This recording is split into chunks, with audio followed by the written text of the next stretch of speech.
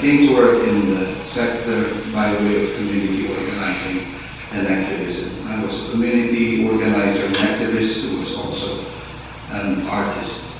I grew up with the arts. My parents were very generous, and we had music lessons. I was in children's theater. My sisters had painting lessons. I'm of this sort, so I didn't go with. But we had photography and all of that. So there was a time then when I wanted to make a living as an artist, as a photographer. But those ambitions were waylaid when I decided to be an organizer and activist in the Philippines under Marcos in the 1970s. I didn't stop being an artist though. I wrote songs and worked in theater, writing and singing, and playing about the issues of the day. Being an organizer and activist got me in trouble and brought me to Australia in 1986 to cool off for a while. I'm still here. I live here. I've been back here a few times. For the first 4 years since coming to Sydney, I made a living in desktop publishing and other means, while also continuing as an organizer and activist, mainly among Philippine migrants in solidarity with social movements in the Philippines, as well as to address prominent issues among them, including domestic violence and homicide against Filipino women. I also supported other community social movements. In fact, I probably spent as much, if not more time, on activist work than on my day jobs. And I continued to be an artist too, mainly as a musician and theater worker. By the late 1980s, I had discovered the Australia Council and had learned about arts banks. No such thing in the Philippines until 1986. I mean, if you wanted to do things, you just did things. By the early 1990s, through grants and community support, I was earning a living in what was called community cultural development and multicultural arts, or the sector. I would be part of the sector from then on, performing different jobs and sometimes earning a living in other ways, such as when I was a full-time geek in the IT industry, but still participating in one way or the other in CACD. So what inspired me to work in the CACD sector is basically what inspired me to be a community organizer and activist. Many people inspired me as well. I'll just mention a few. Jesus Manuel Santiago from the Philippines, a poet and musician, Victor Jara from Chile, Augusto Boal and Paulo Freire from Brazil. Projects, I have a list here. I won't talk about all of them. I'll say a few words just to give you, I guess, a snapshot of what I found interesting. Not all of them are amazing, and maybe some stuff was, there were amazing failures as well, which is good. We need them. TABAC was a young people's theater company. TABAC is sort of an acronym for young people's theater. And TABAC is also a name for a Philippine machete. So in those days, some of the thinking was arts is a weapon for justice. And all of that. It's still going. It's 29 years and 1 month old, which I think affirms the value of working with young people, especially in an educational setting, because it keeps them replenished. As long as there's a reason to make theater, they will make theater. Second is music groups in Australia. I've always liked playing music, so I've been involved in setting up these 4.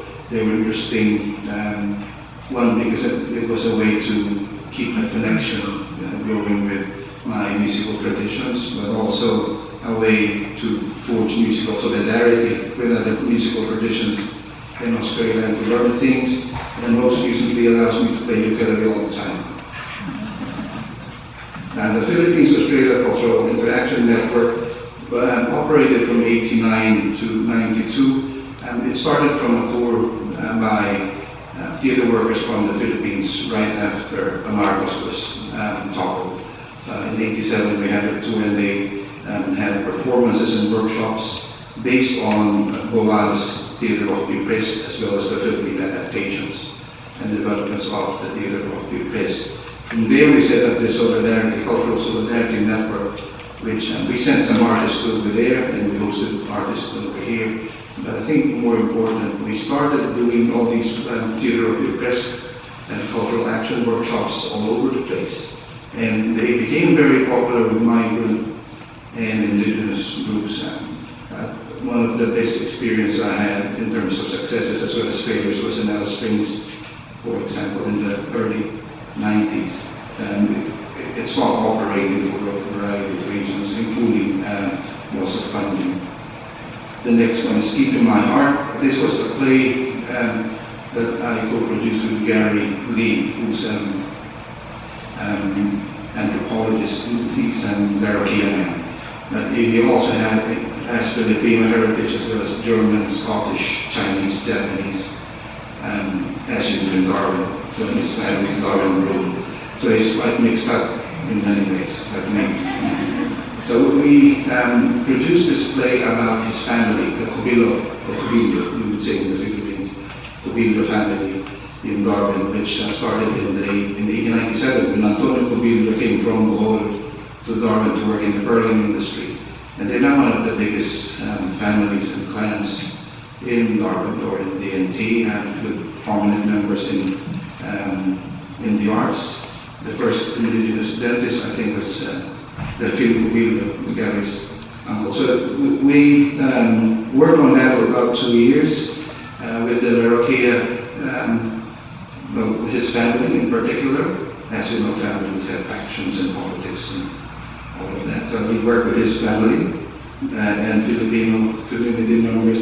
And still some people approach me asking when we do it again. To find me $300,000 and we'll do it again.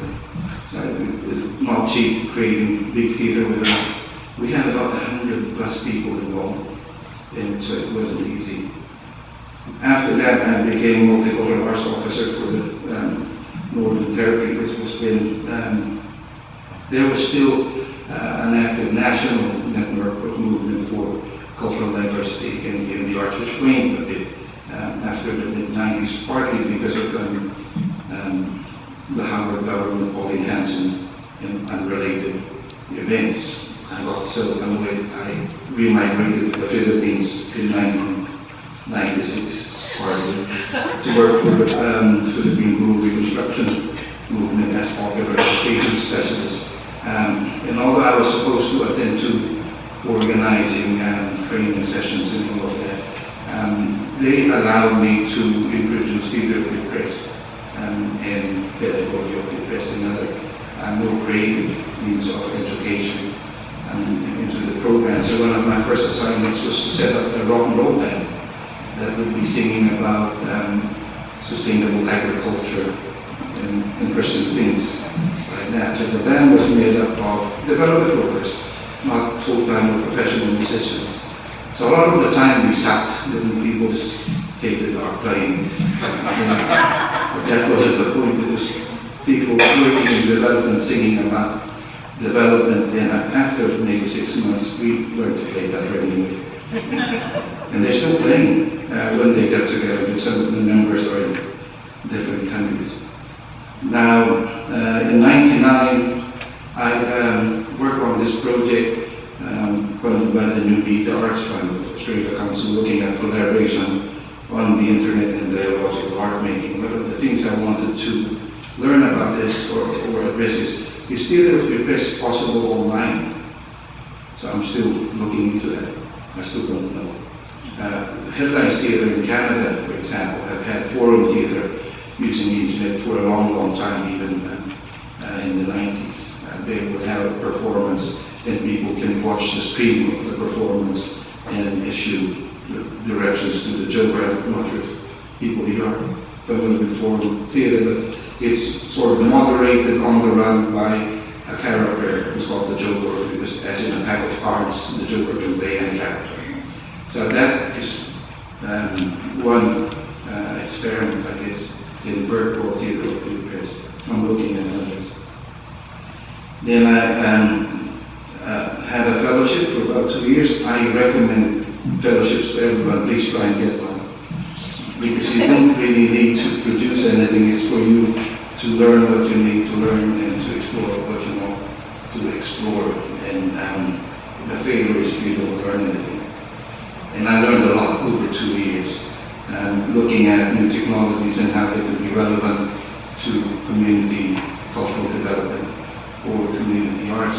The best part of that was working for an internet service provider. They put me in the R&D section, so I had to learn how to program in 2 weeks for a commercial project. So that's throwing me in the deep end, and that worked. So I think I recommend that too. To just jump in the deep end and learn to program computers. After that, I sort of went with the new technologies and let the arts for a bit and focused on working for that ISP I had a residency with. So I was a systems administrator and programmer, and one of the things we explored was wireless technologies, commercial as well as non-commercial uses in Darwin. So that was great fun, trying out those things. Unfortunately, the ISP was bought out by IINet, when IINet was buying everything in sight. And there's only, I think, 3 ISPs left in Australia. The other ones are gone. But I still continued working in the area until 2006, when Smart Community Arts, possibly one of the oldest community arts organizations in Australia, set up around 74, 75, needed an executive officer to manage its changes in its new direction. So I took on that job, and we set out to reinvent Smart. Some of the detail, I guess, is in the pamphlets you have there. But Smart, after 33 years, was in crisis, partly funding-wise, because the funding body thought it had lost relevance. So part of my job in the beginning was to propose how it could be relevant. And basically we said at the end, we decided, let's get out of the CBD, where we've been for more than 30 years. Let's stop managing this beautiful heritage building that operates as a theater, because it's not a community arts venue, it's just a beautiful venue. And let's go where communities are, which would be in the suburbs. Sorry, it wasn't in the woods, it was being out again. So then that was a difficult time, because we were put on notice, which meant you have a year if you want to shape up. They stopped giving you money, but also they cut us $50,000. And at the time we only had NT funding, no federal funding, or whatever. So we just went for broke, and we just adopted really strange ideas apart from going to the suburbs. One thing we did was we had 4 executive officers, authority, equal pay. One of them is here, Ben Campton, who was my co-executive officer. And that was a bit confusing for some people. But we were small teams at work. The other was everyone was paid at the same rate, the cleaner as well as the executive officer. The other was, don't ask me what to do, I'll never tell you. So that frustrated a lot of staff. And a few other strange things. Now, I'm not a manager. The only reason I took the job was to do strange things. And then I'm on my way out and probably running out of strange management things. Now, I'm still at Darwin Community Arts. It describes what I do here, and so I won't go too much into it. We're a key producer for the next 6 years, mainly to get everyone making and sharing art. So that's how we'll try and do it. How we do that exactly, I'm still working on that. The other thing I'm trying to do is to collaborate with some colleagues and artists in the Philippines on some arts-based disaster recovery projects. Because we've had many disasters, one after the other, in the last 12 to 18 months. And with climate change the way it is, we're expecting more. That's all completely altruistic, because Darwin is disaster prone. We were overdue for a big cyclone. We were flattened in 74 by crazy. We've had maybe 3 near misses in the last few years. So to me, it's not a question, well, it's a when question. We'll get hit at some stage, we better be prepared. and the arts will play a key role when we are, like it's playing a key role in the bushfires in Victoria, in South Australia, in the floods in Queensland, and other disasters in Australia. I must say, with some research I've done, the experiences in Australia seem to be the best documented, the experiences in arts-led disaster recovery. So, because I know of other experiences in Italy, in Indonesia, and other places, not as well evaluated and documented. So that's another area where the sector leads the world. So those are the projects. We can gossip more later at the Q&A. Now these are some ideas that I've been thinking about and bandying about for a while now. First is the CACD movement. I always emphasize I'm part of a movement and not part of an industry, because in conferences and meetings I've been to, some people talk about the industry, the community arts industry, or the CCD industry. We are a non-profit organization. That's why we have non-profits, because we're not about profit. So if you talk about industry, that's profit. I don't belong there. So I think the movement, the CACD movement, and this I think is about this intrinsic versus instrumental discussion that's been going on for a while. People talk about the arts or community arts as a tool for something else, to promote education, promote health, to promote whatever. That's correct, and that's true, and that's a great role for what we do. But there is intrinsic value in the arts itself. So we need a movement that serves our own purpose, as well as assisting other purposes. I guess I'll talk more about that later on. But Emma Goldman says something good about that too.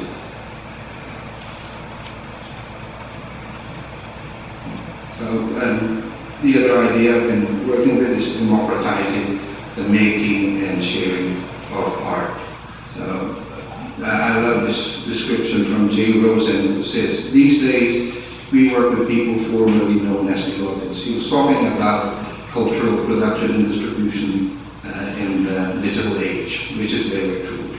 But I think it applies in non-digital situations. I think it's applied to non-digital situations for a long, long time now, where people organically just make and share things without having to be called professional artists or whatever. So I think I want to expand that to include everyone in the world, so that we all make and share art, so we all enjoy the power and the ecstasy of making and sharing things, and not just leave it to some people called professionals.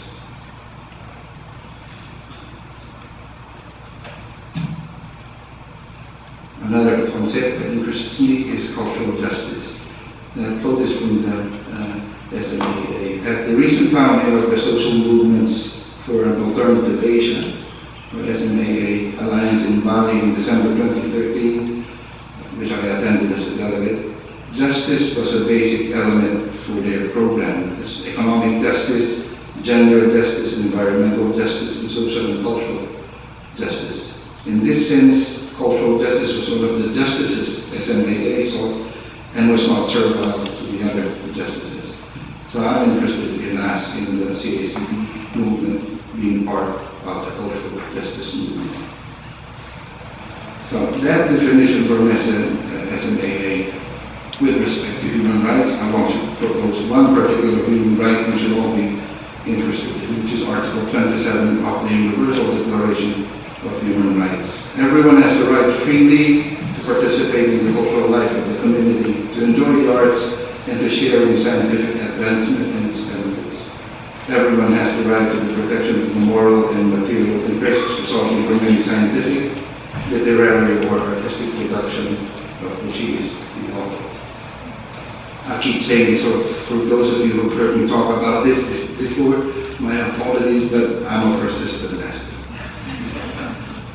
The other stuff, equality of participation. There's of course an important place for trained and highly skilled professional artists in the CACD movement. The place and role in that movement, however, needs to be articulated in relation to the grassroots, the rank and file, One model I'm looking at for articulating this relationship is the principle of equality of participation emphasized by Arlene Goldbar in her book, New Creative Community.